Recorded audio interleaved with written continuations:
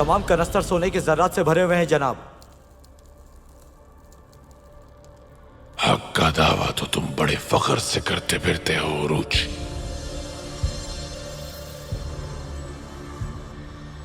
तुम्हें मजलूम हबशियों का सोना चोरी करते हुए जरा शर्म नहीं आई? जो जबान मुझ पर मजलूमों का हक खाने का इल्जाम लगाती है उसे काट दिया करता हूं मैं।